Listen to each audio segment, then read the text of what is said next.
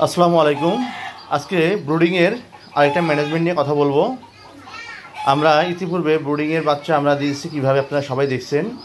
এবার ব্রুডিংয়ের আমরা litre change করছি, মানে পেপার বেড চেঞ্জ করে এবার আমরা ওই কাঠের গুঁড়ো দিলাম।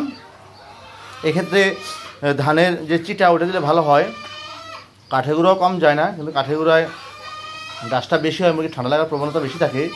তো যাই হোক, আমরা এটাকে অলমোস্ট 2.5 ইঞ্চি পুরো করছি।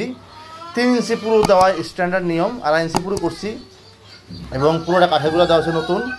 এখন আমাদের এখানে ম্যানেজমেন্টটা পুরো চেঞ্জ হয়ে যাচ্ছে। দেখেন 3 দিন পর পেপারে আমরা 3 দিন রাখছি। 3 দিন রাখার পরে যখন আমরা পিজন পক্সের ভ্যাকসিনেশন করার পরে আমরা এখন এই যে ব্রুডিংয়ে কাঠের গুঁড়ো দিব, দেওয়ার পরে হালকা জীবাণুনাশক স্প্রে করার পরে এটাকে আমরা লাইটিংয়ে আমরা 10 থেকে 15 মিনিট রেখে হিট দেবো। তারপর গরম হওয়ার পর তখন আমরা বাচ্চাটাকে নিয়ে স্থানান্তর করবো, তাহলে মুরগিগুলো ভালো থাকবে। আমরা প্রথমে কাঠের গুঁড়ো দেওয়ার পরে খাবার পানিটা নিয়ে দেবো না, মুরগি প্রথমে একটু দৌড়াদৌড়ি করবে, অ্যাডজাস্ট হবে, তারপর আমরা খাবার পানিটা দেবো। এই ক্ষেত্রে খাবার পানিটা আমরা দেওয়ার সময় ঠিক খাবারের নিচে বা পানির নিচে একটু কিছু শক্ত কিছু দিয়ে নিতে হবে, যাতে ডাইরেক্ট কাঠের গুঁড়ো পরে দিলে হবে কি, ওই কাঠের গুঁড়া পানিতে খাবার মিক্স হয়ে ওই জিনিসটা আরও অবস্থা খারাপ করে ফেলবে। আর এইভাবেই আমরা আরও 4 থেকে 5 দিন রেখে তারপর আমরা এটা খাঁচা নিয়ে নেব।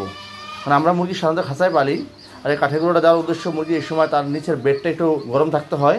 খাঁচায় কিন্তু নিচের বেডটা গরম থাকে না, নিচে ফাঁকা থাকে, তার জন্য ঠান্ডা লাগে।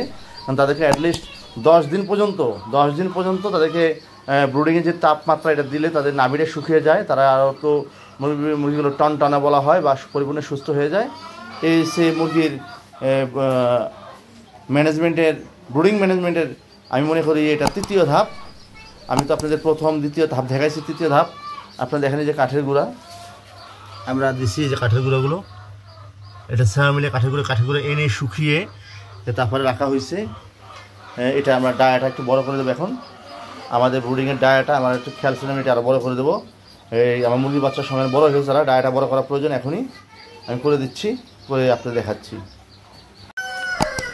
এই যে পর্বে ঘরটা আমরা বড় করছি, দেখেন এটা আমরা প্রচেষ্টা বড় করছি। এখন এটা 3 ফিট আছে, 3 ফিটের রাউন্ড, এই যে পুরো ব্যাসার্ধটা 3 ফিট আছে। সব কিছু মিলিয়ে জায়গাও বড় হয়েছে, ব্রুডিংয়ের তাপ চলতেছে। 10 মিনিট তাপ দেওয়ার পরে আমরা মুরগির বাচ্চা ছেড়ে দেওয়ার পরে তারা নতুন একটা বেড পাবে, তারা অনেকটা এখানে খেলাধুলা করবে, গোসল করবে। আর মুরগি পটি করলে পটিটা এখানে রসটা তারা চুষে নেবে। এটা হচ্ছে উত্তম পদ্ধতি, যতদিন পর্যন্ত ব্রুডিং স্টেজে রাখা হয়। পেপারে পটিটা করলে ওই পটিটা আবার খাবারের সাথে লেগে যায়, আবার সেই খাবারটা তাদের খেতে হয়। অ্যাটলিস্ট পটিটা না খেলেও ওই পটিতে যেই পানিটা থাকে সেই পানিটা খাবারের সাথে মিশ্রিত হয়ে খাবারের পানিটা খেয়ে মুরগি আমস্য হয়ে যায়। তার জন্য বাচ্চা অবস্থায় 1-2 দিন যখন তারা খাবার চিনতে পারে না বা পাত্রে যে খাবার খেতে পারে না, তখন পেপারে খাবারটা দিতে হয়। খাবার খাওয়া শিখলে তারপর তাদেরকে পটে নিয়ে আসতে, আজকে আমরা তাদেরকে পটে খাবার দেবো এবং ব্রুডিংয়ের বেডটা চেঞ্জ করে দিলাম। এই হচ্ছে আমাদের নগর কৃষি খামারের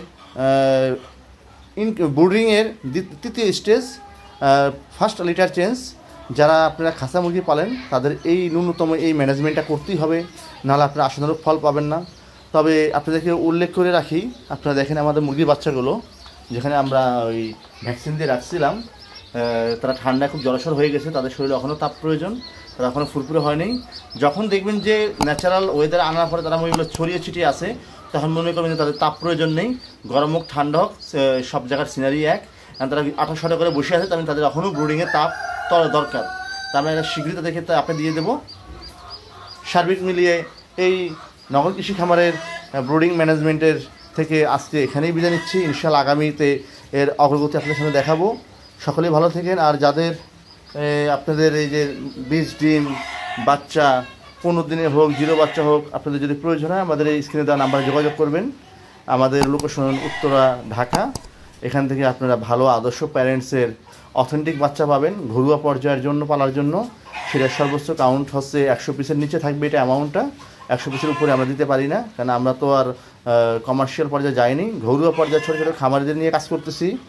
আর মুরগি লালন পালনের কোনো ম্যানেজমেন্টে যদি কোনো ধরনের সহযোগিতা প্রয়োজন হয় আমাদের সাথে যোগাযোগ করবেন, আমরা যতটুকু পারি সহযোগিতা করব।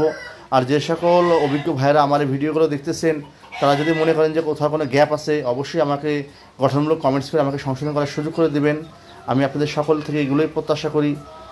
আজকে এ পর্যন্তই। আল্লাহ হাফেজ, ফি আমানিল্লাহ। আসসালামু আলাইকুম ওয়া রাহমাতুল্লাহি ওয়া বারাকাতুহু।